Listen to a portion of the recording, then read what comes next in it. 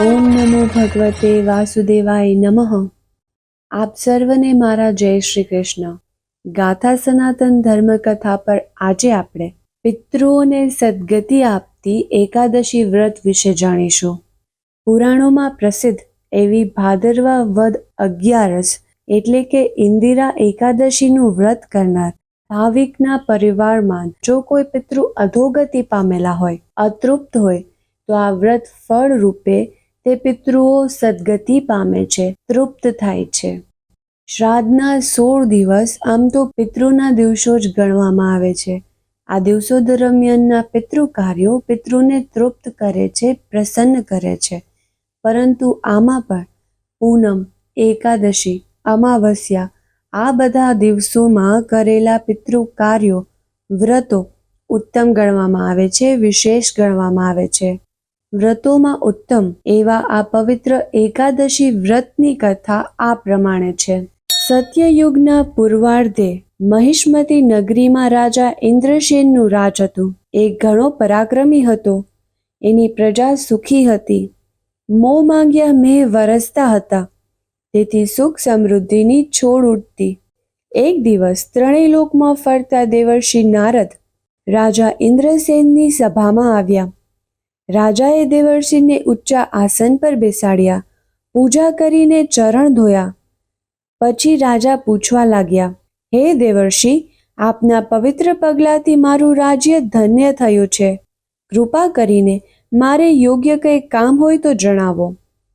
ત્યારે દેવર્ષિ નારદ બોલ્યા, હે રાજન, અત્યારે હું યમપુરીમાંથી આવ્યો છું।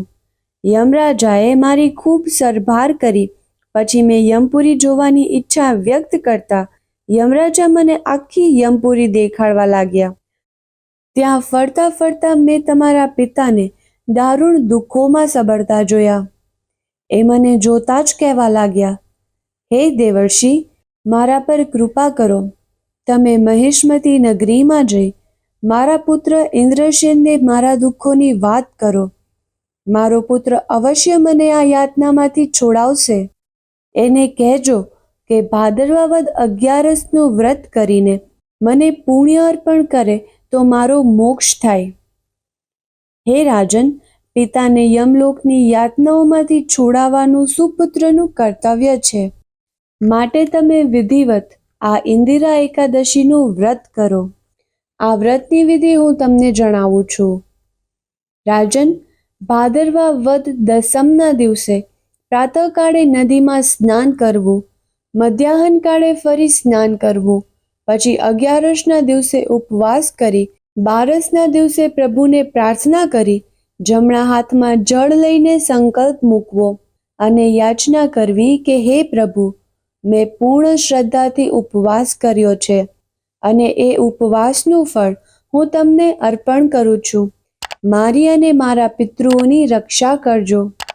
આમ કર્યા પછી એ દિવસે બ્રહ્મ ભોજન કર્યા પછી જ પારણા કરવા।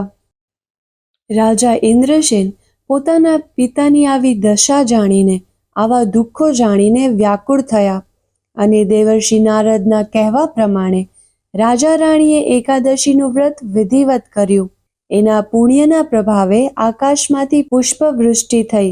રાજા ઇન્દ્રસેનના પિતા વિષ્ણુના દૂતો સાથે સ્વર્ગ સિધાવ્યા। સદગતિ પામેલ પોતાના પિતાને સ્વર્ગમાં સ્થાન મળેલો જોઈ રાજાને અપાર આનંદ થયો। આ લોકના સર્વ સુખ ભોગવી અંતે રાજા અને રાણી પણ સ્વર્ગે સિધાવ્યા। બોલો કૃષ્ણ કનૈયા લાલની જય, દ્વારિકાધીશની જય। આ તો હતી ઇન્દિરા એકાદશીની વ્રત કથા। વર્ષ દરમિયાન આવતી એકાદશી તથા અન્ય વ્રત દિવસોનું મહત્વ તથા કથા વાર્તા સાંભળવા માટે આ ચેનલ સબસ્ક્રાઇબ કરી બેલ આઇકન પર જરૂરથી ક્લિક કરજો। હરિઓમ તત્સત।